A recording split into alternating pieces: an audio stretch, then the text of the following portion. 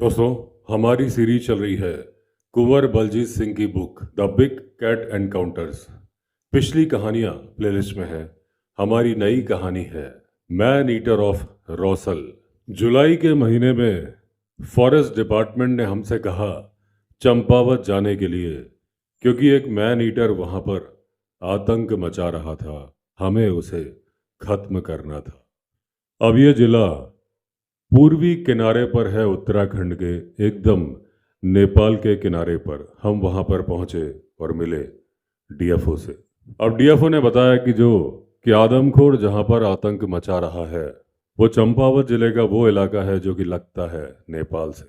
हमने उनसे कहा कि पहले हम कोशिश करते हैं कि उसे पिंजरे में पकड़ लें, अगर नहीं पकड़ पाए तो फिर मार देंगे गोली।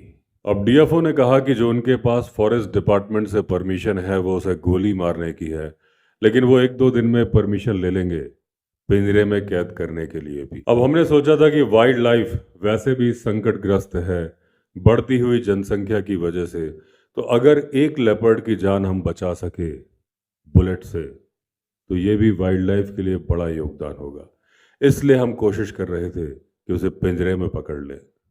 लेकिन जब हम वाइल्ड लाइफ के कंजर्वेशन की बात करते हैं तो हमें एक बात ध्यान रखनी होगी कि पहाड़ों का जीवन बड़ा ही संघर्षपूर्ण है। वहाँ के किसान इतनी फसल भी नहीं उगा पाते कि 6 महीने का उनका काम चल पाए।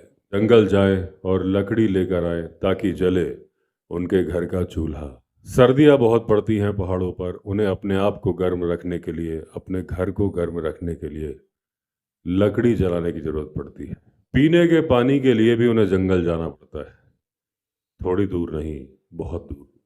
अपने पशुओं के लिए चारा लेने के लिए भी उन्हें जंगल जाना पड़ता है। तो इतनी सारी चीजों के लिए जब उन्हें जंगल जाना पड़ता है तो फिर होता है वन्य जीव मानव संघर्ष, यानी कि ह्यूमन एनिमल कॉन्फ्लिक्ट। कई बार मादा लेपर्ड अपने बच्चों के साथ बैठी होती है, अचानक से सडन एनकाउंटर हो जाता है उसका किसी इंसान से और वो कर देती है हमला।